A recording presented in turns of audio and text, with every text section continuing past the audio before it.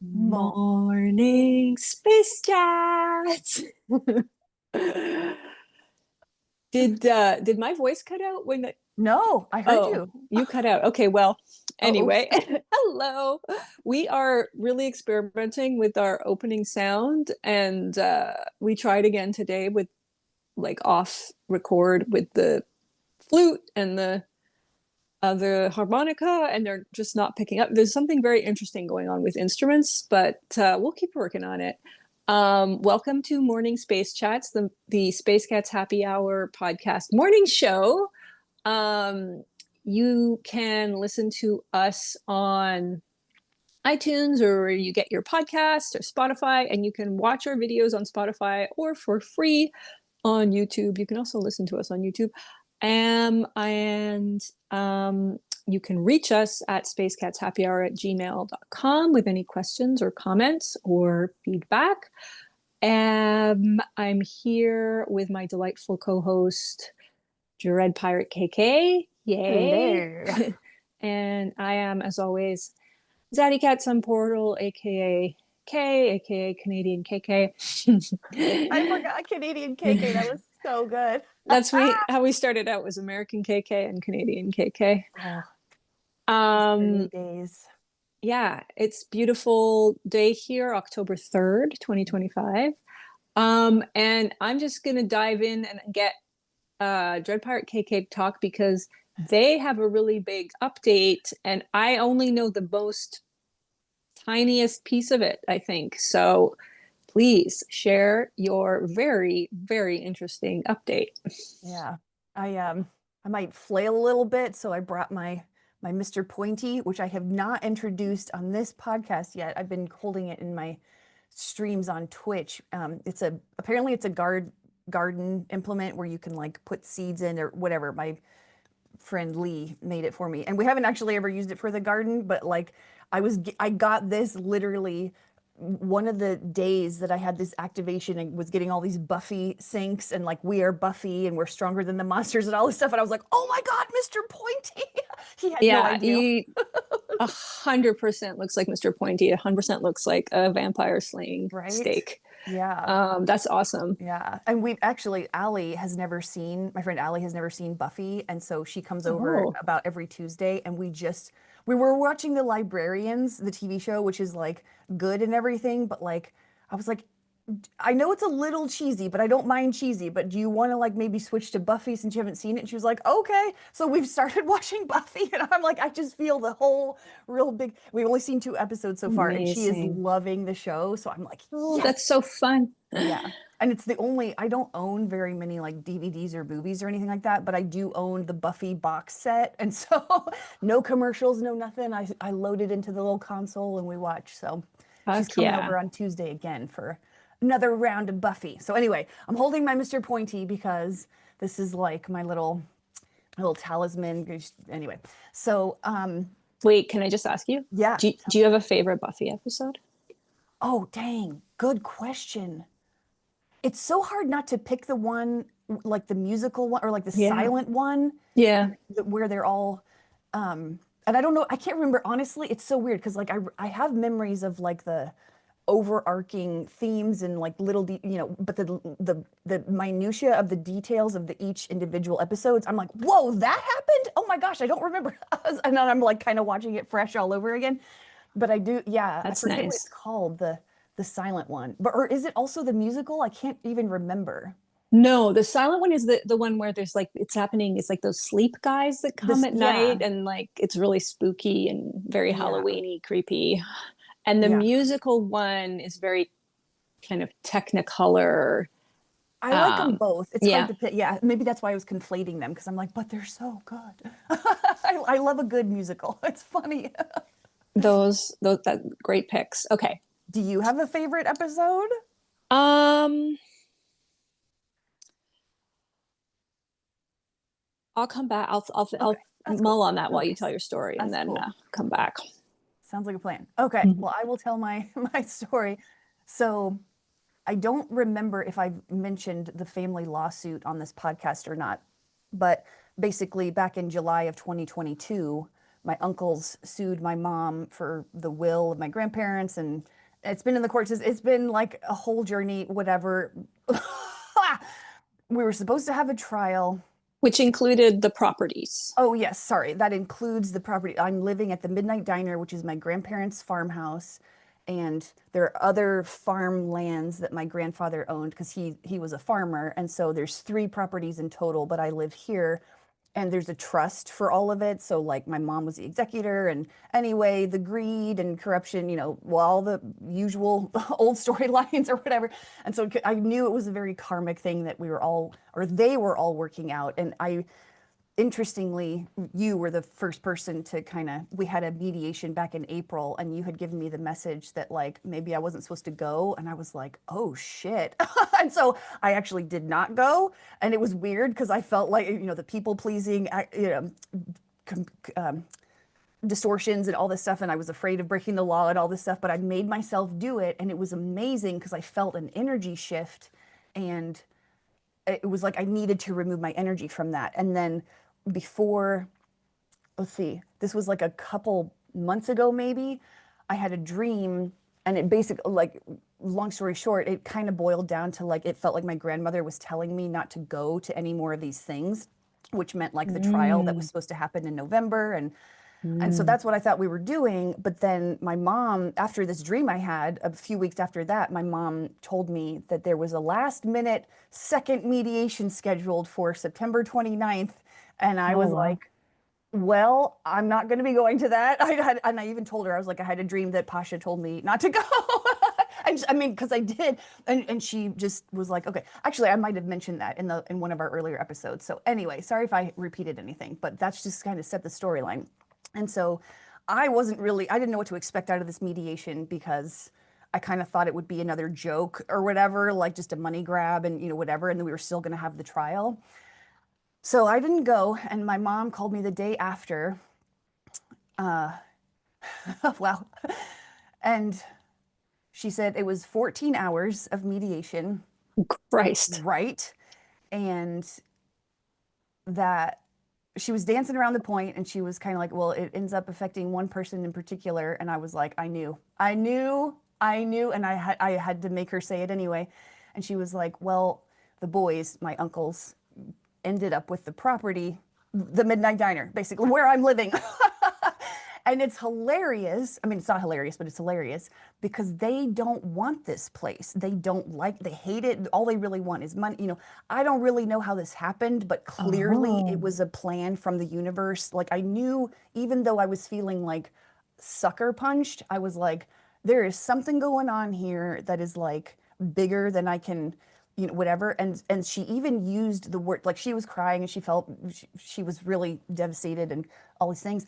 But she even used the words, it's a clean break. And those words like just reverberated through my body, like, oh, we are done with this. Like they had to just, this is something very, very sacred and important, even though it's very destruction. Like my whole life has been blown up yet again. And I'm like, and I just sat there and I was like, because I was sitting in my rock garden and when I got the news or whatever, and I just was like, I felt the sadness of like, oh my gosh, I don't want to give up my rock. I couldn't even look at the Guardian. I haven't talked about the Guardian on this stream, but the Guardian is my street lamp that I have in at farms in the boonies usually have street lamps, and so I have this private street lamp, and his name is the Guardian, and I love him, and I made a short film about him, and he's just a very meaningful, my electric angel. He's just been there forever, and I couldn't even look at him because I was like, oh my God, I have to give up the Guardian. I was just like this with the big, big emotions and all the things. But even in all of that awfulness, I was still like, there was a buoyancy in my spirit, which was like, this sucks, but there is something, you don't give up something this big without getting something even greater in return. Like something has to, and this is eclipse season stuff. Like the month of September was just like everything ends. The energy of the nine, the endings, everything was just like super charged. And so I was like, holy crap. And so you know, I'm used to these big upheavals after all these years of dealing with the stuff that we've been going through and whatever.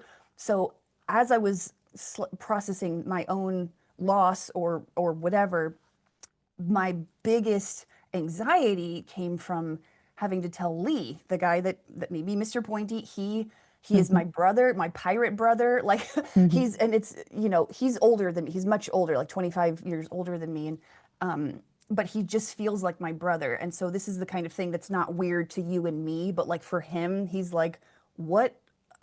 He has no idea. He's like, what are we? And so, but when he's with me, he can decondition from those programs of like how to be friends with someone who's not, it's just a weird relationship, but it's a cool, weird relationship. And he's finally like getting on board with this. He has given so much of himself to this property. He believes in me. He believes in my vision. He doesn't really always understand me, but it's like it doesn't matter that he doesn't understand me. He's like he just loves what I am and what I'm doing and the fact that I am just so focused and like I'm on a mission and I'm going to do the thing and nothing's, so he really admires me. And it's weird to kind of receive that sometimes because I'm used to being kind of dismissed or like ignored or whatever, not listened to, that kind of thing. And he just takes it all in and he's like, you can tell his mind is just like, what the fuck? But he hangs in there with me. Like it's really cool. And on my Twitch streams, I talk about Lemuria and Atlantis and all those things that we normally talk about here. And I send him the YouTube links and he watches them. And he has started to research Lemuria. It's so cute Oh. because he's like, yeah, I discovered this thing called the Lemurian seed. And if you're resonating with the Lemurian content, you might be a seed from Lemuria. So he's talking about star seeds, but he doesn't know that word yet. I mean, it's just like the coolest thing because he very It's much so is, nice. right? He very much is. Like I feel like the very Atlantean energy for myself. And yes, Lemurian also. I'm getting in touch with my Lemurian self here and all the things. But he is very Lemurian. He just feels like this energy that is anyway. So we were such a team, or we still are, but like this is talking about this until the change happened. We've been such a team and this partnership is just so beautiful and he has given everything, like invested time. He fixed up my tractor. He spent so much money and time doing that, and he had a good time. He never, he just loves to do things for people he loves, and so I am one of those people. And he's helped me start this garden from scratch. He gave me all this compost and all the seeds and starters for my garden. His wife planted or started some flowers that I planted around my house. He helped me with the rock garden. I mean, this guy has really, I know I'm going on and on about him, but like I'm just saying this is the investment that he has made into me and this, and we had just cleared all these trails. I know we talked about this in the last stream or podcast.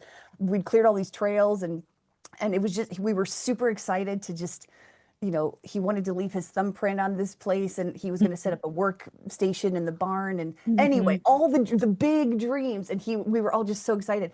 And so I didn't feel as bad for myself because again, I'm used to these things, but I couldn't, I was like, don't ask this of me to tell him that I had, because he's been burned before. That's one of the things that was causing me so much anxiety because one of the things that, some of the hesitancy at the beginning of this whole thing was because he has invested time and energy and resources and all that stuff into other people and helping them do their gardens or projects or whatever. And then they abandon it or they don't take care of it, that kind of thing. And I kept telling him, I was like, I am committed to this, and I showed up for him and I showed up for the garden and I proved that I could.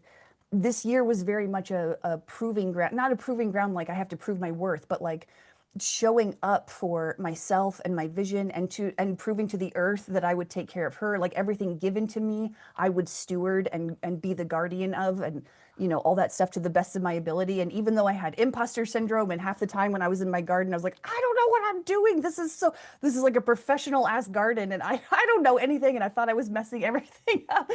And it was just a beautiful year of being shown that you don't have to be perfect.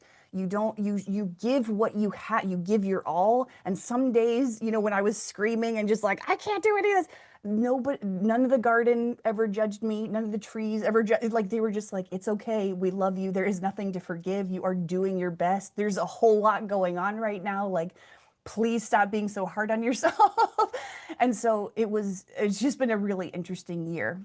And so, oh boy, I didn't say anything. I knew I needed to tell him in person, and he was actually coming over the next day to harvest like the sweet potatoes and the squash and then like winterize the garden and just kind of close everything down and just hang out or whatever. And so I had that whole night and whatever to process, like, oh, I don't know how I'm going to tell him this. So he came over and he could tell something was wrong. He could tell, and he was like, let's just have, we're going to get to work right away. And he was like, let's just have some tea, let's hang out, we'll just whatever. And so, oh man. Oh God. And so I told him, I was like, I, good news, the lawsuit is over. It's a clean break. And then I just reached into his little heart and I crushed it. I was like, I have 90 days left to live here.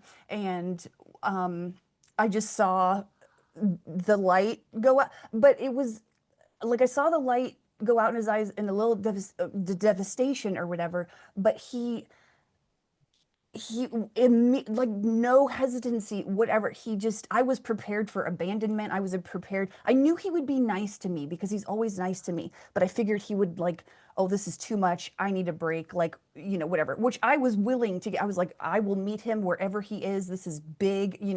I feel like I dragged him into this, which I didn't, but you have the programs that are just like, what the shit. And immediately he just gave me this hugest hug and he was so upset for me. I mean, yes, for himself a little, but it was just like I was the focus. He was never, and he was like, why? And I even told him, I was like, I'm really upset. I'm too nervous to tell you this. Like, I didn't even want to, I know you're going to be upset with me and all this stuff. He's like, why would I be upset with you? It was just like this moment of unconditional love. And we just kind of, we both cried, we both had big emotions, we had, but we just held on to each other. And like, there was some feeling of like, it was, I don't want to take away from what he gave me because he was giving me this unconditional love and support. And I was just like, my heart, I could feel my heart like cracking open and all this like love and light pouring into it because this was so unconditional. And I have not experienced that in my life. I mean, I have that from you and like my girlfriends. I have beautiful unconditional love, but I've never really let you down like that, or felt like I let you down like that. And so this was, I've never this was such a big moment for me, because also it was a man and I have never had male relationships really. I didn't have a dad, I didn't have a brother. I have men friends, but like that's not like this is beyond, this is like a soulmate partnership, like brother, like this whole big experience. And so it was a very divine masculine healing for me and for him. Like I'm this divine feminine force in his life and he's just not used to any of this. And so we just held each other like the dream had died. It was really just like this insanely powerful moment and we were giving each other all this love. And I felt like the earth herself was just like, here's more love. Like, and Wow. it just like the healing was incredible.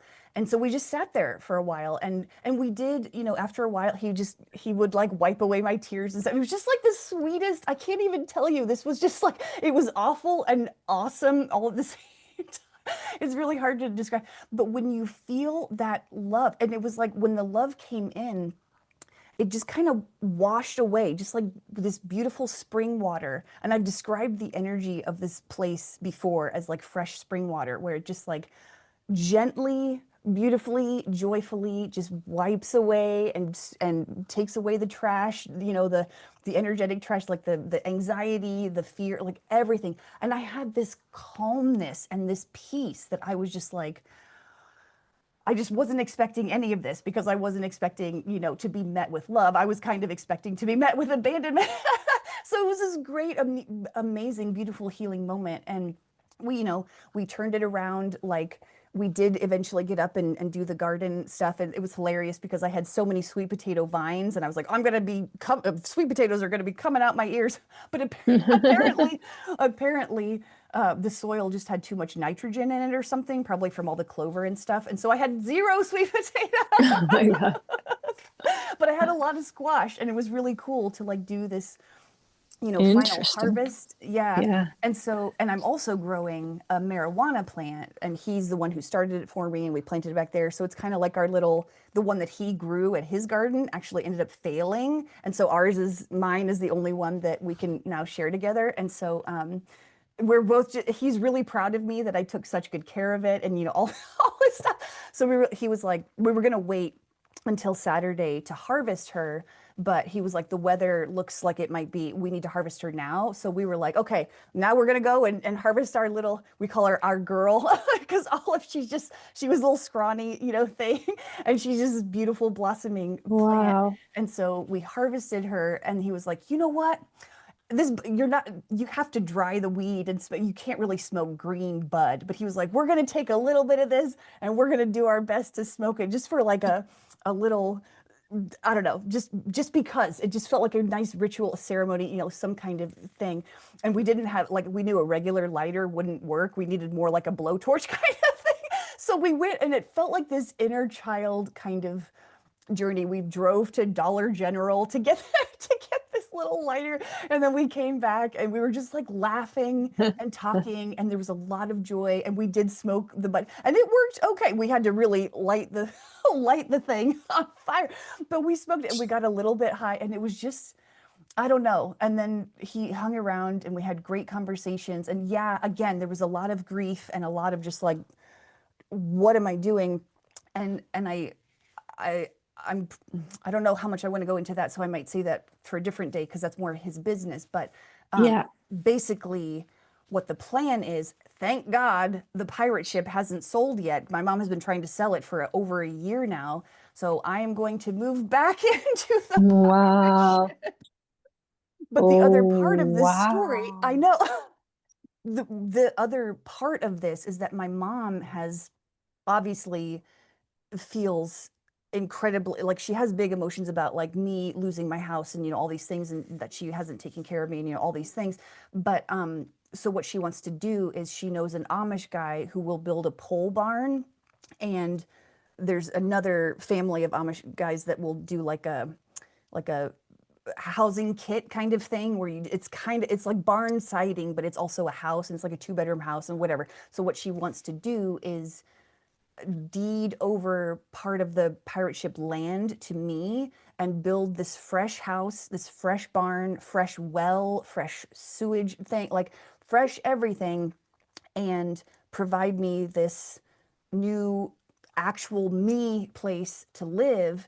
And it's going to be Oh, partly, it's going to be in the field that kind of is with the big electric substation that's there. I need to update. Oh, there's another, it's an whoa. interesting update on this. So anyway, but I'll finish this part first. Yeah, yeah, So yeah. it really is, this whole journey has felt like, I know it's a reflection of my own self-worth and my own ability to receive from the people I am supposed to be receiving from, including my mom. So when I first moved here, I moved into the pirate ship. It was falling apart. Like that's why I called it the pirate ship. It was just in a certain state. It was hard to live there, whatever. But she was an upgrade from my previous housing. I felt like I was home there, even though it was hard to live there. And I was just like, wow, this is great. And then I had this upgrade moving into the Midnight Diner, and it's an even better place. It's like more sealed, it's cozy, the heat is better, all those things. And so now I'm moving into this, like, eventually it won't be ready till like next year or whatever, but my mom will have provided me with this third housing thing that is a reflection of, again, my own self-worth and what I'm willing to receive. And like, there's other story, part of this kind of involves like, I don't know, that might be a side tangent that we can go to later, but I've been receiving so many things from friends, and obviously from Lee and whatever. And I had lost a whole freezer full of food over the Virgo new moon back in August. And Oh, Lee was right. here for that. And he was like, don't you worry about it. You're gonna get a replacement. I'm gonna help you fill it with food, like whatever. It was a great like moment for that. And he gave me, oh God, the day that all of this happened, before I had even told him any of this, he he gave me an envelope full of money. Oh, And wow. he was like, buy food with this. And that's not even the craziest part of the story, because part of the money apparently was from this guy. Where we had fixed up the tractor was this warehouse, and it's a great warehouse, and I have stories about that, and we'll go into that later. But he was working on Froggy in this warehouse, and in the warehouse this other guy had a studio. He's like a 77-year-old guy. His name is Henry. He makes knives now, like he's a craftsman. He's got the best stories, like he's amazing. And we've talked before. I've met him like maybe twice in my life. Fucking Henry has donated money. He doesn't even know me. I was like, what is Wow. happening? So it was just like this whole period of From men time. again. Right, exactly. So anyway, I'm not super excited about having to do the move. I'm not super excited about losing this beautiful, I can breathe here. Like I was really excited about building my legacy here. I had this download over the last eclipse where the Midnight Diner is actually, part of it is going to actually be a diner with like a farm to table diner kind of thing. And so I was so excited. I was like, oh my gosh, clarity, like all the next steps in this. And so in amongst all this devastation, as I was processing this loss and everything, I was like, I am the Midnight Diner. It doesn't have to be here.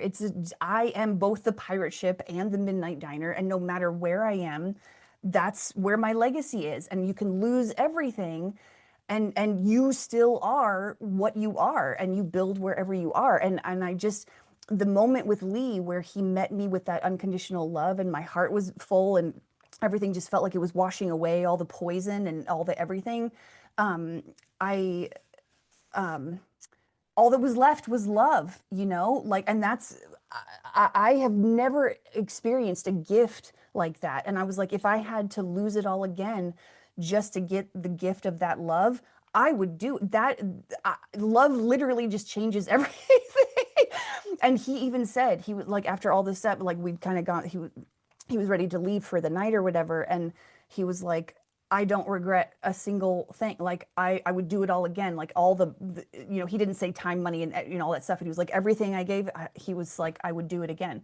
And I just, so my mind has been blown with like the beauty of all of this, but also, God damn it, I don't want to move. It's a lot, but that should be the wrap up of everything that has happened. So, yay, Holy shit. right? Yeah. um, you, there's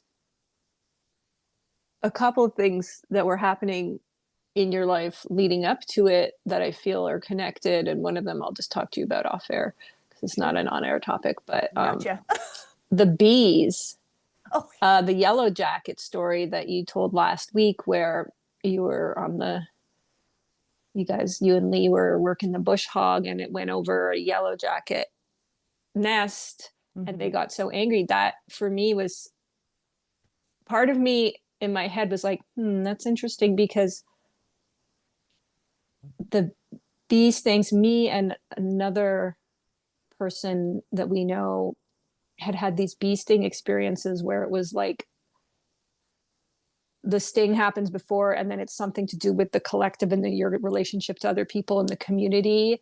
That's like, it feels like Right. a sting, but it's actually like a gift and an activation. And like Yeah. the yellow jackets, like their home had been taken from them and they were so angry, but Oh. they processed the anger for you so you could just Whoa. feel like have an easier time just surrendering and accepting what happened and then just feeling the love part of it. Oh my It's gosh. just so interesting. You're so right. Holy shit. Because I was like, that's a massive activation with those bees. Like you got stung so many times. Pretty fun.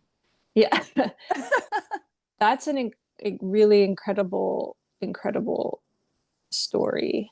Yeah, it's been a lot the past few days. Literally like Yeah. Tuesday this happened and it's Friday, right? Yeah. Yeah.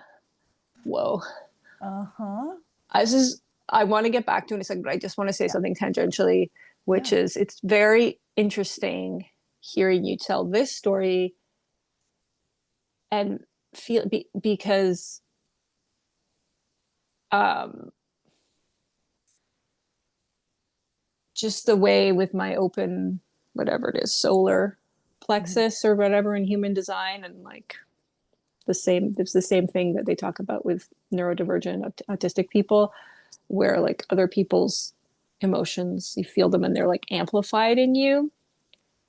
I'm used to experiencing that a lot of the time with like unpleasant emotions Yeah. that, and it's really hard to take because I'm just like in my calm emotional state and suddenly I'm like overrun with somebody else's emotions. But this time it was like such a powerful emotion of like I was like tearing. I mean, it's a Oh, story to make you tear up, but I was just like I was like feeling my body like swell with like the love and stuff. So it's like it was interesting to have like that a positive good experience. yeah.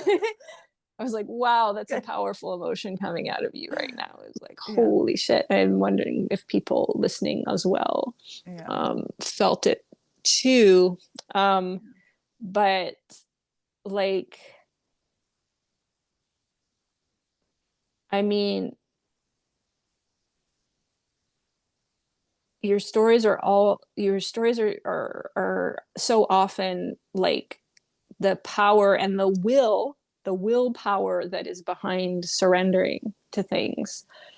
um it's like a form of willpower that I think we don't always recognize as willpower, being able to to surrender control and surrender to what is being delivered to us as an Good point. experience in any given moment, knowing that we're going to be okay. And like the will part is like where your internal self like is able to stay like stable and true to itself and be like, nah, I'm still good, I'm still a god, I'm still like my self-worth hasn't changed, all that, it's like Good point. Yeah. super powerful um act of will to be able to surrender. That was just coming to me today independently, but obviously it was Love connected it. very much to the story because that's also like the initial story that you told way back when with these houses was also so powerful, of how it was like Oh first there my was gosh. this property that wasn't even connected to your family and you had to surrender to that because it was going back near your family, and then that was like this domino effect and boink boink boink boink and you ended up at the pirate ship. So it's really interesting. Yeah. That's so incredible though with the men Oh as my gosh, well. right? That's really special, and I'm so happy for you that Yeah. you experience, and I'm so happy for you that men are giving you envelopes of cash. That's amazing. That's like very I right know. on. That's right on is what I will say. Right the Yeah. fuck on. And like making sure that you're gonna have food and stuff in your freezer. It's fucking Yeah. awesome what you and Lee have been doing together. It's just amazing. Yeah. um It is pretty amazing. Unlike anything I have ever, ever done. And unlike anything he's ever done. And he keeps just being like, he doesn't say what the fuck, but he's like what even is happening or whatever. And I'm just like, I don't know. You, we're just figuring it out together. did and did you say it's a Amish person who's going to, or a Mennonite? Amish. Amish, Yeah. yeah, that's so interesting too. I sort of hesitate to say this because I don't want to be I just have mixed, but I got to be honest because I just have mixed feelings about the Amish. Like I fully support anybody wanting to do whatever they want to do and live the way they want to live, and I don't care. But there's something about the energy there, and it's weird. I don't know if it's because people sort of what's the word I'm looking for? Like maybe pedestalize them a little bit with like, oh, the craftsmanship is just so great. Where their food is just so much better. I'm like, dude, no, it's not. No, it's. I mean, it's the craftsmanship is better than what you get from Lowe's or something like that, obviously. But like, I just there's a weird energy there, and when I try not to. I try not to buy things from them just because I don't love the energy. And again, this is not coming from a judgmental place. I just don't like the energy. And so it's weird. It's even weirder that I'm going to be, I mean, unless something changes, because everything obviously there's no certainty or everything can change in a second or whatever. So as of now, I will be living in an Amish house. And I'm like, okay, what is going on with that alchemizing of my own something there or whatever? So Yeah, that was a that's side note, but I know the Mennonite aren't the Amish, right. but there's a big Mennonite population in Ontario. Oh, And the place that we were one morning, um, there was this park right across the street from where we were staying. It had beautiful trees, but it had this like path around it that people would like walk. So they would like I would be up in the morning doing my exercises and qigong, and people would like circularly pass and pass. And there was this woman, and I don't have as much. Mike grew up in small rural Ontario, so he's like very familiar with the Mennonite. But this woman wearing this very structured, like gray clothing, dress, and that was just very out of the ordinary for what you normally see. And she just kept circling around. Anyway, it's just interesting mm-hmm. that she just kept circling around, and then Mike eventually was. I was like, is that a Mennonite? And he's like, yeah, that's a Mennonite person. And I was like, oh, interesting. Very interesting. Maybe there's just some past life stuff with the Probably. Amish that's gonna. Yeah. Oh, sorry, I meant to mute. I Oh, was that's trying to okay. mute. Don't worry about it. Just Oh, I for take taking my pill. Sorry, guys. I'm gonna mute for a second. I take my pill with rice. okay. You're good. I'll just kind of babble on. No, I won't. I don't All even right, I'm know. done. Okay. Apologies, everybody. Um, wow, what a story! I know. I am. Truly, Yeah. truly wild. Um, so interesting. It's also just really what I talked about last week, I believe, in the episode. That's the Myth of the Mean Girls episode about spirituality changing and shifting and magic. I talked about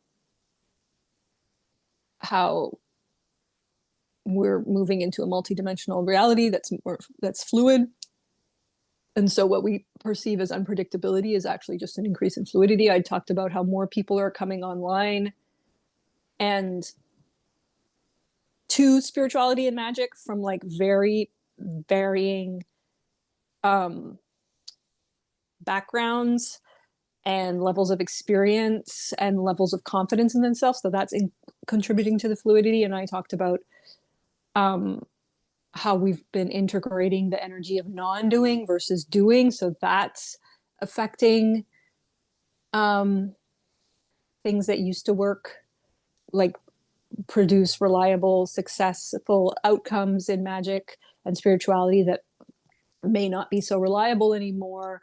Um, that's a part of it too, is if there's a component of doing and non-doing. But the thing I didn't talk about, I talked about it afterwards in a TikTok, is the other element is um, exactly what your story is an illustration of, is letting go of like um, charting progress and charting success and failure by measuring it by your external reality and by results. So it's like much less results and outcome oriented and much more just like that inner core stays true to itself and committed to its desires and its sovereignty no matter what's going on externally. And it's not, it's like the thing that they say with the Wheel of Fortune card in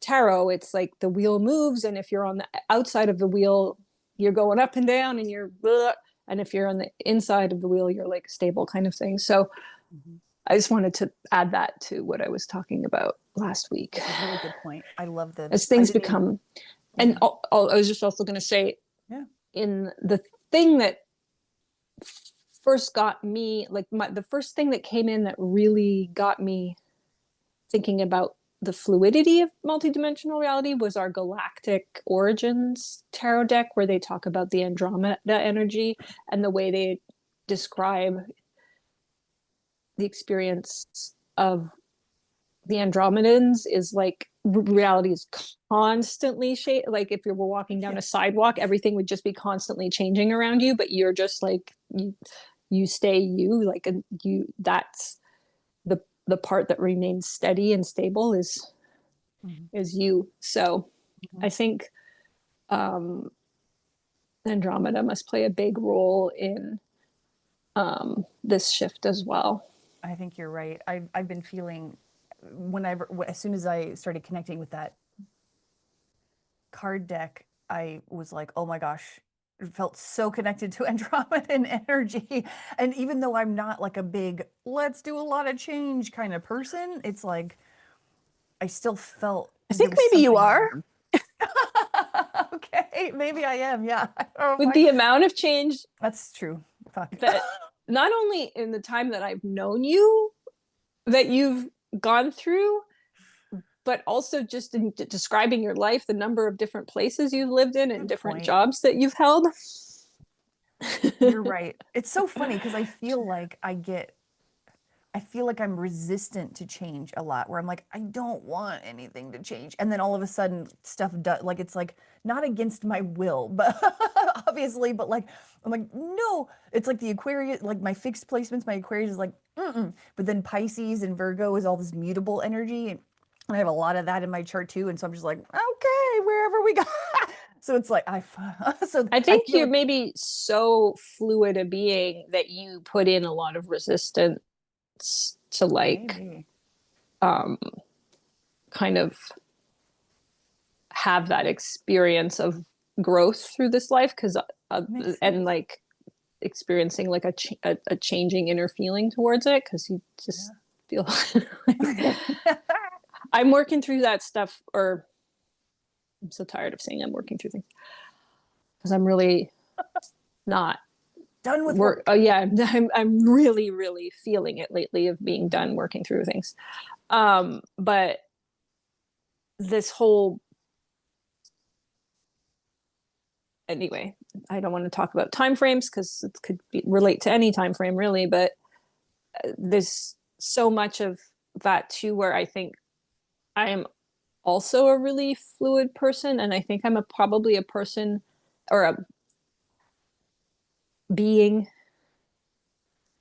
like, I think my energy signature is typically very fluid and not very materialistic in the sense of like holding on to objects, because that's where I tend to get really crunchy, Mhm. is losses of material things, like chasing after losses, trying to turn a loss into not a loss kind of thing, instead of Mhm. just moving on and accepting. So I think it's probably the same thing, where it's like, actually you care so little about that stuff that we had to like kind of load it up to, Yeah, that makes sense.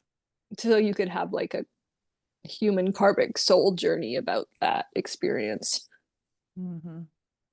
I mean, there's probably also stuff like just in the soul journey that has to do with like change and loss, where we do have that aspect of ourself that is more resistant to it. But I just feel like the majority shares of your energy Mm, signature are very change forward. that's so funny.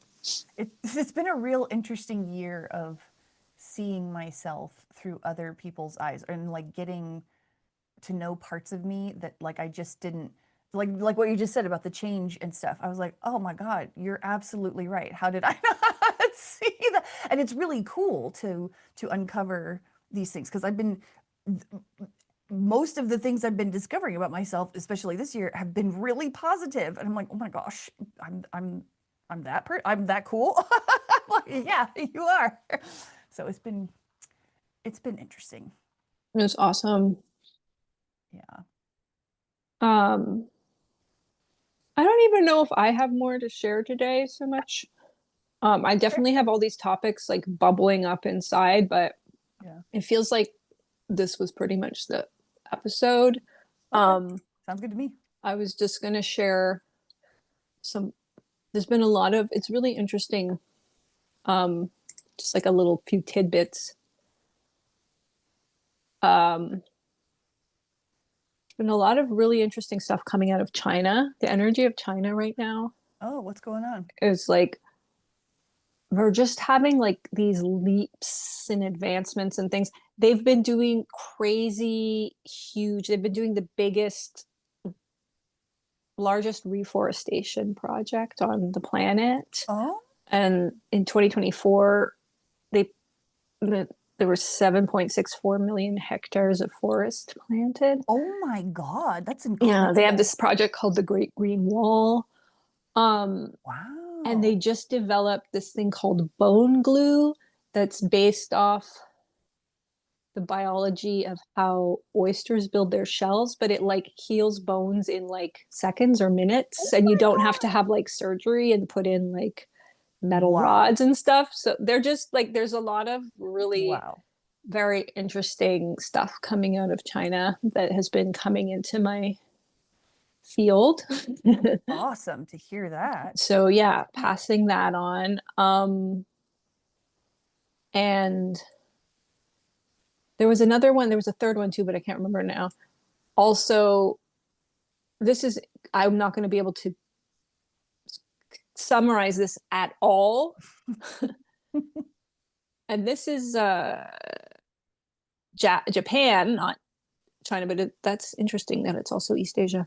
Um, a team of researchers from Kyoto University and Hiroshima University successfully developed a new quantum entanglement measurement capable of identifying the W state. I have no idea what that is, but what it paves the path for is quantum teleportation. Like, Dude. and I don't know like how, you know, Yeah. how in like if it's just like theoretically paves the path or like I don't know, Yeah. but that's big news, right? It's like Yeah. this movement Hmm. around quantum teleportation, which is really interesting. Yeah. um so I have the link to that I can put in the show notes for anybody. I mean, it is dense. I was trying to read it and I was like, maybe, you know, like usually I can follow, but this stuff I was like, no, I'm not Not so following at much. all. It was so um hyper specific language. Yeah. um I feel like that stuff comes into our awareness or like into the collective when we're ready for like a big whole leap in, I don't know what I'm trying to like just getting the masses ready for the big body changes that are coming. And I, again, you're right, like linear time, I don't who knows, but like it's getting closer. We can all Definitely feel it. already experiencing the big body changes. Oh My yeah. what I described in the episode Hello from the Other Side, where I had fallen and had fainted and fallen onto concrete and hurt my face and had to get stitches in my chin. And then a week later, it was like I was almost completely healed, like the super rapid like healing. There was like a really weird aspect of it, which I'm sure somebody could probably explain. But so part of it, so the chin itself, like once the stitches were gone, there was like this hard lump, and I couldn't tell if it was scar tissue or collagen Mm. or what. Hmm. And also there was like it felt like a big dent, like it felt like a chunk had come out of my chin and jawbone, like it went Whoa. in, and I Weird. really didn't like it. Hmm. And I didn't like how it felt and looked. And so I was doing this thing. It was a combination of doing and non-doing, Yeah. where I would like I could smoosh it down. So the bump in the chin, like it was like a quite a deep indentation jump, and I was like, I don't know what to do about that. That just went away. Um, like yeah, it was so weird because like my two sides of my chin just felt completely different, and one of them felt like super pointy, and yeah, it had like this huge jagged Oh, indentation in weird. it, and I was like, oh, I'm not feeling that for myself. But the bump was like a wad of chewing gum size, you know? Mm. So it was like poofing out. So I would like smoosh it, and I could smoosh it and smoosh it down and kind of crunch it down and then flatten it. And then I would go to bed and I would wake up and it was all back again, but gradually, and then I would have to take time off from smooching it and just leave it doing it. And then gradually, and I just smooshed it and it went further and further down. And then there was still this aspect where my chin wasn't feeling the right shape. And then I was just like kind of like remolding it with the remaining stuff. It was Ooh, really weird. I was just like cool. moving it around and remolding. And now it feels like completely parallel. So, which could be Wow. just any number of avenues to take there. Like it could have been just shifting into the version of me that Hmm. didn't have the thing in the Yeah. first place, or I just experienced some weird like malleability and like being able to like reform my own like skeleton and like cartilage. Amazing. Amazing. But it's yeah, it's completely normal. Oh yeah, I had just a couple more things. One of them is a funny thing, but I have to go find where did I put it? But the other thing I wanted to mention today is that was an interesting shift. So I've been doing these your 4 minute strength Hmm. training workout that you sent me, which is really great, which is very much of the less is more and do less to and expect bigger results. I've been getting like look at my Muscles. yeah, Yes. look at my biceps. And it's like Amazing. literally doing from this like tiny, like you're Oh, just like wow. doing lifting your arms above your head and going. It's so I've been getting, Wow. yeah, yeah. Um, Awesome. I'm seeing crazy results with that. And I've also been doing Qigong, which is like some of it's more energetic, but a lot of the ones I do are more like slow paced and like they're a bit more meditative. And it's like these movements and stretches and um that are really good for your organs and your lymphatic system and all sorts of things. Awesome. Um, so I've been going out, and I started off just going around the corner because I wasn't able to go far for walks still. So I would just go around the corner and do it at the church, um, in front of the church. It's just around the corner, and that's where I fell and hurt myself. And I would do it, and then sometimes I would go up the street to where there's this big nice tree that I really like, and I would do it in front of that tree, but it's like right outside this people's houses and stuff. And I had this feeling of like self-consciousness because people would just pass by anyway, and I was so thin. Being so thin gave me a huge feeling of self-consciousness. And I was feeling like people were like seeing me as, I felt like the coyote, like Yeah. just seeing me as like this ne'er do well because I looked really thin and haggard. Hmm. Um, anyway, that's been like slowly going away. But suddenly today, I've started going to the park, but I was still always doing it alone. And then suddenly today, I was just surrounded by Well, people everywhere I looked who were doing stretches, or one man was doing Tai Chi, or this other woman was doing these like leg swings. But they were all doing it like, it's just suddenly it was like I was in community with all these other interesting. people in doing things out in the open like that. Cool. Um, Or did you like it? Or was it no, I annoying? did. Oh, I was okay. like, oh, that's nice to see. And then I was, because it was like more isolation stuff. And then I was leaving the park and I'd walked across the street and I was just at the, um, on a residential street, and I passed this elderly Chinese lady. I live in, we live in East Chinatown in Toronto, which is, there's like 5 Chinatowns, I think. East Chinatown is the littlest one. Um, so this elderly Chinese lady was passing by, and she was like, "Hello, good morning." And I was Oh, like, "Oh, hello, so good morning." nice. She's like, "How are you?" I was like, "I'm good, how are you?" And then she was like, "Tai Chi." And I was like, "Tai Chi?" And for a sec, because of how many I was like, "Does she just intuit that I was in the park doing Qigong, but she's calling it Tai Chi, like next to the man Yeah. doing Tai Chi?" And I was like, "Tai Chi?" And she was like, "Tai Chi." And then I said, "Oh, is that what you're on the way to do?" And she nodded, and she was like, "Tai Chi." And I was like, and Oh. then she was like, "Have a good day now." And I was like, "You have a good day now too." And then the interaction, I just started Oh. crying. Oh. And I've had a few moments like that since my recovery. Um, they've all been with Asian people, I just realized. Interesting. With this the guy that the energy somatic worker that I went to get a massage from, and then the guy that I went to get a haircut from, who was like a new hairdresser. Um, where just the act of having someone touch my body, I started to cry because it was just like I'd felt so isolated and alone, even though I had Mike, like just another person who is not Mike. Yeah. Yeah. And like in a normal circumstance, I started to cry during the session, and again, getting my haircut, I started to cry because I was like, this is such a normal thing to do, and Yeah. it was just like, and then just having this lady be like so friendly and joyful and like that connect, Mm. I was just like, yeah, I was like Wow. really moved by Yeah. it, and That's amazing. I think it's just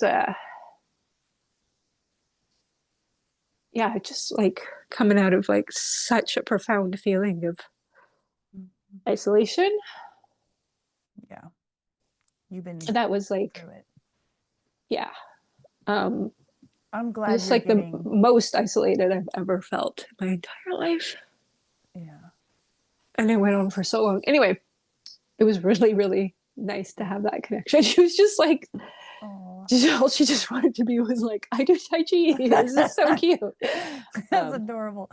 I love it. so I'm that was glad you're finding that those experiences because it's human touch is very and community is just very incredibly important. Like we cannot survive without it really. And I'm learning the same thing obviously in my little way with Lee and stuff and um, I don't know. I'm really happy for us because it feels like a real turnaround. Like we've been in such isolation for so long, and then it like magnified for you so hard over this. yeah. I mean, it's whew. So I'm happy to hear that. And then, okay, so then this is the funny thing. So, um, we were, oh yeah, Point Peely, we got back from we went, that Oh was like such a yeah, huge milestone too. what Okay, a trip! I'll talk just a little bit about Yeah, that. Um, so Point Peely is like the southernmost point in Canada, and it's right on the migration path. So, as avid bird watchers, Mike and I yeah. have been wanting to go there together for such a long time. And then he was like, let's we should do it. And then I was like, yes, it's going to be in late September because as soon as fall comes, I want to get away, which is very early for me with like all of uh, my dietary stuff and like my regimens and my Mhm. sleeping and everything has just become so Yeah. regimented. Um, so I made a one of those. Do you know on TikTok those videos where it's like the nun nun nun nun nun Italian Yeah. song, and it's like Yeah. things that just make sense. I made one of those, and it was like things we brought from home to a 3-night Airbnb stay that just make sense. We brought a full standing hammock. We bought like a tall standing fan. We brought my weighted blanket and pillows and like all our bedding from home. Nice. We Good brought idea. my 2 sound machines and a power bar so we could plug everything in. We bought a huge tub of Vaseline for dry lips, but it's like we had like the full size tub. And then Amazing. we brought a potato peeler because I like mostly we brought like all I had prepped all the food in advance and put it in Tupperwares so we could just heat it up in the microwave. But then we also bought a few for the last day. Anyway, so it was just like, and the place was tiny. So the hammock, which Mike ended up sleeping inside was like, it was just very hilarious. And the place had multiple rooms, but it had no doors. So I built myself a door for the bedroom. I pushed the chest of drawers up in the doorway and piled it with pillows and cushions every night. Like there were so many things of like cuckoo town that we had to do in order for the to be able to like relax into the vacation. Yeah. But it was amazing. One of the most amazing thing about it was, I mean, we saw all these new birds and we went on this trail that goes through the marshlands as well as the forest. It's beautiful, beautiful stuff. But what I wasn't expecting with the birds was we saw literally thousands of blue jays. It was just like every day there would be like these huge groups of blue jays, like 30 to 40 at a time, flying over the park, stopping on the trees and then keeping going. And then another batch would come through like every single day, just and throughout the day. And they were so loud, but it was so cool. And I love blue jays. And it was just like, I've never seen so many goddamn blue jays in my life. I didn't even know that they moved in such big groups. Yeah. It was just crazy. I was definitely not expecting you to say blue jays. I was like, what? Okay. Yeah. And it was really magical. Oh, the first night, the sunsets were spectacular. I think we saw every sunrise and every sunset too. And we were like a literal 2-minute walk from this beautiful beach that was like near the woods. So we had the woods, this lovely park, and the beach. And the first night the sun set, like there was like a crown on top of the sun. It was the way it set, it was just so gorgeous. So I found some interesting things. So I had a dream right before I left that was one of the most amazing dreams of my life, because I just spent what felt like hours and hours and days, like in real time, connecting with this whale who I was hugging and cuddling. And it was a whale that was a dog whale, but it sometimes looked like a large catfish. So we were in Lake Erie, and the Great Lakes are super mystical. They have all sorts of crazy energy.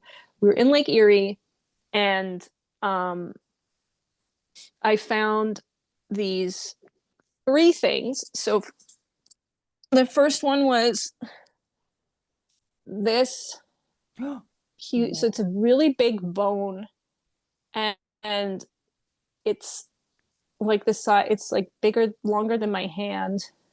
Cool. And I would not have expected it to be, it looks like a thorax, or like, say, what even is or that? like the snout of a warthog. But because it's kind of got an anchor shape and like long part. But I looked it up afterwards, and it's the part of a jaw of a catfish.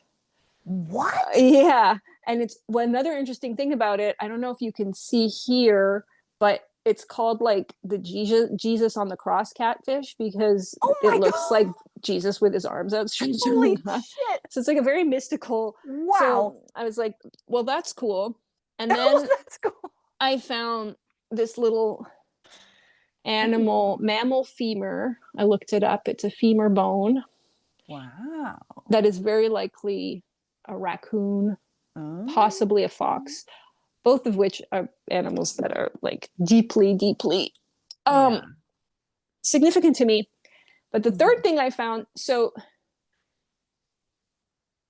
there's this artist, Girl Talk, back in like the 2010s, and he would sample all these songs, and I loved him.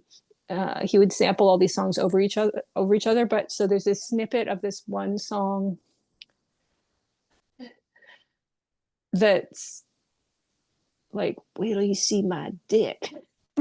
It's actually like, I went back and listened to it, and I thought it was wait till you see my dick, hey girl. It's already quite aggressive and creepy, but it's actually wait till you see my dick, hey bitch. But anyway, I sing it all the time in my head. Wait till you see my dick, hey girl. Wait till you see my dick. So I had it going in my head, but I don't know if it was Mike or me, but we like sang it out loud as like, where did I put my dick? So then that was like we were just singing it over and over. I was like, where did I put my dick? Hey girl, where did I put my dick? Cut to Oh my God. in Lake Erie, Oh my God. this huge dick shaped, it's like even dick shaded, like it It even has really like is. the coloring of like I a am dead. Caucasian dick. I am Even dead. has like the scrotum and the balls. It's like, so I found it. I was like, where did I put my Where dick? did I? Apparently, I put it in Lake Erie. Oh my God, amazing. Yeah. You are. So Oh those are my my treasures. God. But other than that, it was just like if you had told me 2 months ago, 4 months ago, 7 months ago that I would be able to go on this Oh like a getaway, yeah. like it just felt so impossible in Yeah. those points. And so the actually being able to do it and have a really nice time is just it's like profoundly, profoundly Oh, I'm so happy for you. Oh my grateful God. for it. Yeah, and Yay. the fucking Blue Jays. And the Blue Jays. Oh Holy my Jesus. Um, all right. So I did talk a little bit more. Sorry about that, God. guys. Oh, I love it. Um, and what a tale we have heard today from you. Um, love you, Space Kitties. Love you, Space Kitties. Please don't forget to go rate us where give us a 5-star rating, whatever platform you're seeing us on, or give us a like on YouTube or subscribe so you can boost us so we get more people. And yeah, that's it. Happy October, guys. See you next time. Cheerio.